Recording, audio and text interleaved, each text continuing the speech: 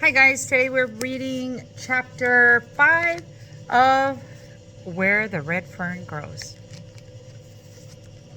On arriving at the depot, my nerve failed me. I was afraid to go in.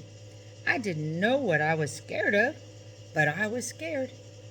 Before going around to the front, I peeked in the window. The station master was in his office looking at some papers. He was wearing a funny little cap that had no top in it. He looked friendly enough, but I still couldn't muster up enough courage to go in. I cocked my ear to see if I could hear puppies crying, but could hear nothing. A bird started chirping. It was a yellow canary in a cage.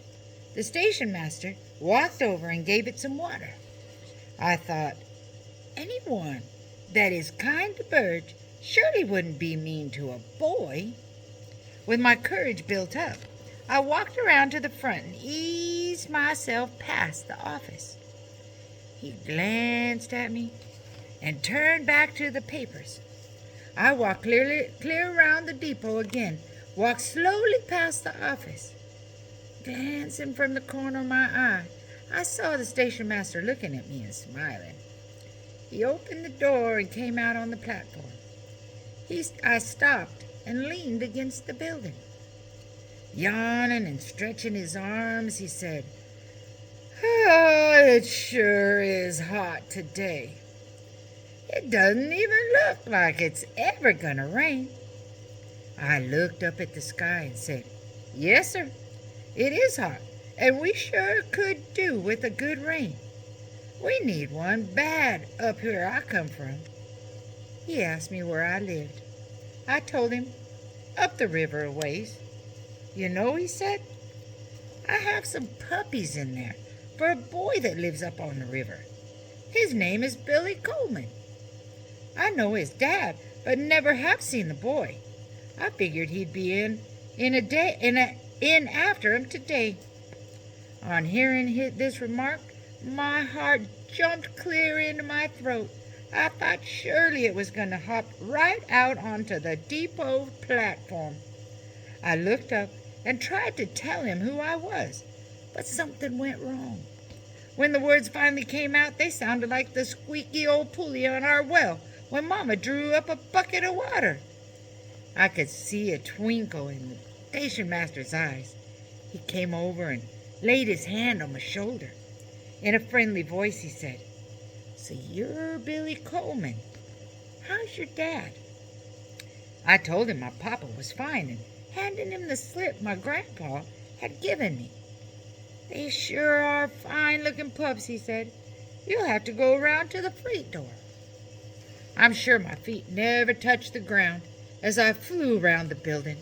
He unlocked the door, and I stepped in, looking for my dogs.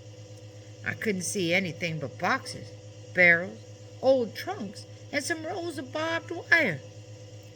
The kindly station master walked over to one of the boxes. "Do you want box and all?" he asked. I told him I didn't want a box. All I wanted was the dogs. "How are you going to carry them?" he asked. "I think they're a little too young to follow." I held out my gunny sack. He looked at me and looked at the sack. Chuckling, he said, "Well, I guess dogs can be carried that way, same as anything else, but we'll have to cut a couple of holes to stick their head through so that they won't smother." Getting a claw hammer, he started tearing off the top of a box. As nails gave way and boards splintered, I heard several puppy whimpers. I didn't walk over. I just stood and waited.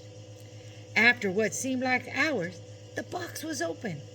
He reached in, lifted the pups out, and set them on the floor. "Well, there they are," he said. "What do you think of them?" I didn't answer.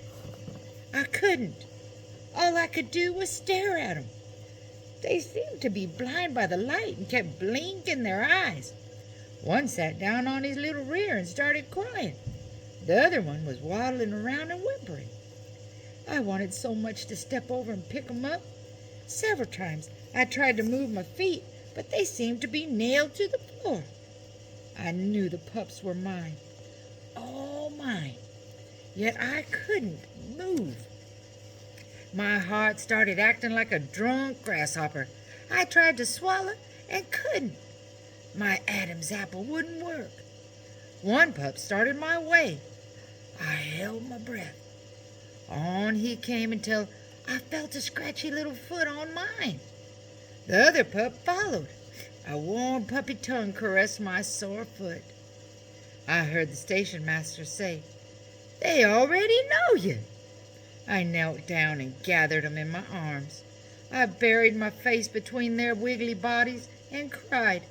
The station master, sensing something more than just two dogs and a boy, waited in silence. Rising with the two pups held close to my chest, I asked if I owed anything. He said, "There's a small fee, Bill, but I'll take care of it. It's not much anyway." Taking his knife, he cut 2 slits in the sack. He put the pups in it and worked their heads through the hole. As he handed the sack to me, he said, "Well, there you are. Goodbye and good hunting." Walking down the street toward town, I thought, now maybe the people won't stare at me when they see what I got. After all, not every boy owns 2 good hounds. Turning the corner onto the main street, I threw out my chest. I hadn't gone far before I realized that the reception I got wasn't what I thought it would be. People began to stop and stare. Some even snickered. I couldn't understand why they were staring. Surely it wouldn't be at the 2 beautiful hound pups sticking out of the gunny sack. Thinking that maybe I had a hole in the seat of my britches, I looked over to my reflection in the plate glass window. I craned my neck for a better view of my rear. I could see a patch there all right, and a few threadbare spots, but no whiteness was showing through. I figured that the people were just jealous because they didn't have 2 good hounds. I saw a drunk coming. He was staggering all over the street. Just as he was passing me, I heard him stop. As I looked back, I saw he was staring wide-eyed at my sack. Closing his eyes, he rubbed them with his hands. Opening them again, he stared. Shaking his head, he staggered on down the street. All around, people began to roar with laughter. Some shouted, "What's the matter, John? You seeing things today?" I hurried on, wanting to get away from the stares and the snickers. It wouldn't have happened again in 100 years, but there they came. The same 2 old women I'd met before. We stopped and had another glaring fight. One said, "I declare." The other one snorted, "Well, I never." My face burned. I couldn't take any more. After all, a man can stand so much and no more. In a loud voice I said, "You may have these people fooled with those expensive-looking feathers in your hats, but I know what they are. They are goose feathers, painted with iodine." One started to say something, but her words were drowned out by the roaring laughter from all around. Gathering up their long skirts, they swished on down the street. All around, some people began to shout questions and laugh. One wanted to know if I had the mother in the sack. Storekeeper stepped out and gawked. I could see the end of the street, but it looked as if they were 100 miles away. My face was as red as a foxtail. I ducked my head, tightened grip on the sack, and walked on. I don't know where they came from, but like chickens coming home to roost, they flocked around me. Most of them were about my age. Some were a little bigger, some smaller. They ganged around me, screaming and yelling. They started clapping their hands and chanting, "The dog boy has come to town, the dog boy has come to town." My heart burst. Tears came a-rolling. The day I'd waited for so long had turned black and ugly. The leader of the gang was about my size. He had a dirty freckled face and his 2 front teeth were missing. I suppose he had lost them in a back alley fight. His shock of yellow sunburnt hair bobbed up and down, and he skipped and jumped to the rhythm of the dog boy sound. He wore a pair of cowboy boots. They were 2 sizes big for him, no doubt handed down by an older brother. He stomped on my right foot. I looked down and saw a drop of blood ooze out from under the broken nail. It hurt like the dickens, but I gritted my teeth and walked on. Freckleface pulled the ear of my little girl pup. I heard a painful cry. That was too much. I hadn't worked 2 long, hard years for my pups to have some freckle-faced punk pull their ears. Swinging the sack from my shoulder, I walked over and set it down in a doorway. As I turned around to face the mob, I doubled up my fist and took a Jack Dempsey stance. Freckleface said, "So you want to fight?" He came in swinging. I reached way back in Arkansas somewhere. By the time my fist had traveled all the way down to the Cherokee Strip, there was a lot of power behind it. Smack on the end of Freckles' nose, it exploded. With a loud grunt, he sat down in the dusty street. Grabbing his nose in both hands, he started rocking and a-moaning. I saw the blood squeeze out from between his fingers. Another one sailed in. He didn't want to fight. He wanted to wrestle. He stuck a finger in my mouth. I ground down, shaking his hand and yelling like a hoot owl. We're after him. He ran across the street. Another one bored in. I aimed for his eye, but my aim was a little low. I caught him in the Adam's apple. A sick look come over his face. Bending over, croaking like a bullfrog that had been caught by a water moccasin, he started going around in a circle. But there was too many of them. By sheer weight and number, they pulled me down. I managed to twist over my stomach and buried my face in my arms. I could feel them beating and kicking my body. All at once, the beating stopped. I heard loud cries from the gang. Turning over on my back, I was just in time to see the big marshal plant a number 12 boot in the seat of the last kid. I just knew I was next. I wondered if he'd kick me while I was down. I lay where I was. He started towards me. I closed my eyes. I felt a hand as big as an anvil clamp on my shoulder. I thought, he's going to stand me up and then knock me down. He raised me to a sitting position. His deep, friendly voice said, "Are you all right, son?" I opened my eyes. There was a smile on his wide, rugged face. In a choking voice, I said, "Yes, sir. I'm all right." He helped me to my feet. His big hands started brushing the dust from my clothes. "Those kids are pretty tough, son," he said, "but they're really not bad. They'll grow up someday." "Marshal," I said, "I wouldn't have fought them, but they pulled my pup's ears." He looked over at my sack. One pup had worked his way almost all through the hole. The other one's head and 2 little paws were sticking out. Both of them were whimpering. A smile spread all over the big marshal's face. "So that's what started the fight," he said. Walking over, he knelt down and started petting the pups. "They're fine-looking dogs," he said. "Where'd you get 'em?" I told him I'd ordered 'em from Kentucky. "What'd they cost you?" he asked. $40, I said. He asked if my father had bought them for me. "No," I said. "I bought them myself." He asked me where I got the money. "I worked and saved it," I said. "It takes a long time to save $40, he said. "Yes," I said. "It took me 2 years." 2 years, he exclaimed. I saw an outraged look come over the marshal's face. Reaching up, he pushed his hat back. He glanced up and down the street. I heard him mutter, "There's not one in that bunch with that kind of grit." Picking up my sack, I said, "Thanks for helping me out.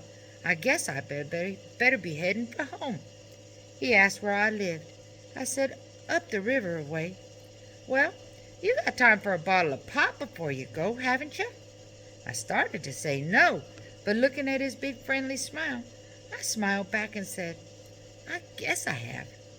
Walking into the general store, the marshal went over to the large red box and pulled back the lid. He asked what kind I wanted. I'd never had a bottle of pop in my life and didn't know what to say. Seeing my hesitation, he said, this strawberry looks pretty good. I said that would be fine. The cool pop felt wonderful to my hot, dry throat. My dark little world had brightened up again. I had my pups and had found a wonderful friend. I knew that the stories I'd heard about marshals weren't true. Never again would I be scared when I saw one. Back out on the street, I shook hands with the marshal, saying as I did, if you're ever up in my part of the country, come over and see me. You can find our place by asking at my grandfather's store. Store? He asked. Why, the only store upriver's about 30 miles from here. Yes, I said. That's my grandpa's place. He asked if I was afoot. Yes, I said. You won't make it tonight, he said. Will you? No, I said. I intend to camp out somewhere. I saw he was bothered. I'll be all right, I said. I'm not scared of the mountains. He looked at me and at my pups. Taking off his hat, he scratched his head. Chuckling deep down in his barrel-like chest, he said, yes, I guess you will be all right. Well, goodbye and good luck. If you're ever in town again, look me up. From far down the street, I looked back. The marshal was still standing where I'd left him. He waved his hand, and I waved back. On the outskirts of town, I stopped and picked up a can and my provisions. I hadn't gone very far before I realized that I had undertaken a tough job. The sack had become heavier and heavier. For a while, my pups cried and whimpered. They had long since pulled their heads back in the sack. I would peek in at them every once in a while. They were doing all right. Curled up into two little round balls in my bundles, they were fast asleep. Deep in the heart of the Sparrowhawk Mountains, night overtook me. There, in a cave with a stream close by, I put up for the night. Taking my pups and bundles from the gunny sack, I used it to gather leaves to make my bed.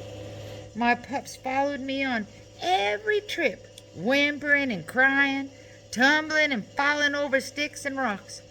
After the bed was made, I built a fire.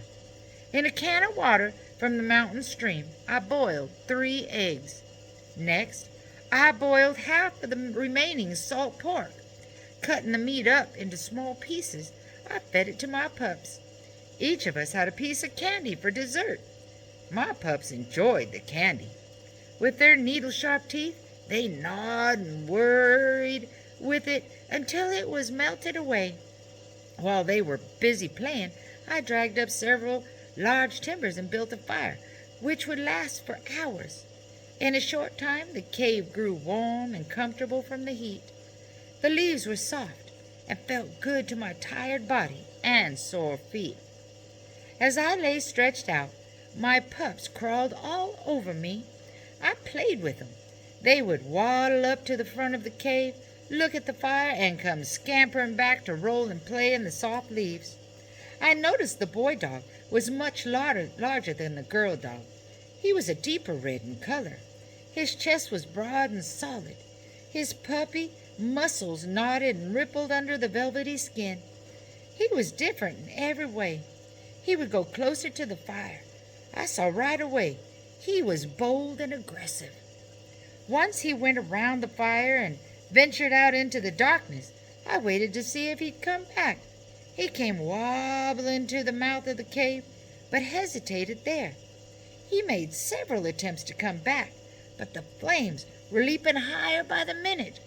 The space between the fire and the wall of the cave was much hotter than when he had wandered out. Whimpering and crying, he kept trying to get around the fire. I said not a word, just watched. Puppy though he was, he did something which brought a smile to my face. Getting as close as he could to the side of the cave, he turned his rear to the fire. Hopping sideways, yipping at every jump, he made it through the heat and sailed into the pile of leaves. He had had enough. Curling up into a ball close to me, he went to sleep. The girl pup was small and timid. Her legs and body were short. Her head was small and delicate. She must have been a runt in the litter. I didn't have to look twice to see that what she lacked in power, she made up in brains. She was a much smarter dog than the boy dog, more sure of herself, more cautious.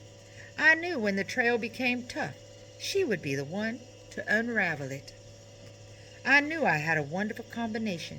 In my dogs, I had not only the power, but the brains along with it. I was a tired boy. My legs were stiff, my feet were sore and throbbing. My shoulders were red and raw from the weight of the sack. I covered my pups up with the leaves and moved my body as close to them as I could. I knew at night, as night wore on and the fire died down, the chill would come. Tired but happy, I fell asleep. Along in the silent hours of night, I was awakened. I opened my eyes, but I didn't move. I lay and listened, trying to figure out what it was that had aroused me. At first, I thought one of my pups had awakened me by moving and whimpering. I discarded this thought, for I could see that they were both fast asleep. I decided it was my imagination working. My fire had burned down, leaving only a glowing red body of coals. The cave was dark and silent. Chill from the night had crept in. I was on the point of getting up to rebuild my fire when I heard what had awakened me. At first, I thought it was a woman screaming. I listened. My heart began to pound. I could feel the strain all over my body as nerves grew tighter and tighter. It came again, closer this time. The high pitch of the scream shattered the silence of the quiet night. The sound seemed to be all around us. It screamed its way into the cave and rang like a blacksmith's anvil against the rock walls. The blood froze in my veins. I was terrified. Although I had never heard one, I knew what it was. It was the scream of a mountain lion. The big cat screamed again. Leaves boiled and stirred where my pups were. In the reflection of the glowing coals, I could see that one was sitting up. It was the boy dog. A leaf had become entangled in his fuzzy hair of a floppy ear. The ear flickered. The leaf dropped. Again the hellish scream rang out over the mountains. Leaves flew as my pup left the bed. I jumped up and tried to call him back. Reaching the mouth of the cave, he stopped. Raising his small red head high in the air, he bawled his challenge to the devil cat. The bawl must have scared him as much as it had startled me. He came tearing back. The tiny hairs on his back were standing on end. My father had told me lions were scared of fire. I started throwing on more wood. I was glad I'd dragged up more supply while making the camp. Hearing the noise from the bed, I looked back. The girl pup, hearing the commotion, had gotten up and joined the boy dog. They were sitting side by side with their bodies stiff, rigid. Their beady little eyes bored into the darkness behind the cave. The moist tips of their little black noses wiggled and twisted as if trying to catch a scent. What I saw in my pups gave me courage. My knees quit shaking and my heart stopped pounding. I figured the lions had scented my pups. The more I thought about anything harming them, the madder I got. I was ready to die for my dogs. Each time the big cat screamed, the boy dog would run to the mouth of the cave and bawl back at him. I started whooping and throwing rocks down the mountainside, hoping to scare the lion away. Through the long hours of the night, I kept this up. The lion prowled around us, screaming and growling, first on the right, then on the left, and above and below. In the wee hours of the morning, he gave up and left to stalk another part of the mountains. I'm sure he thought he didn't stand a chance against two vicious hounds and a big hunter.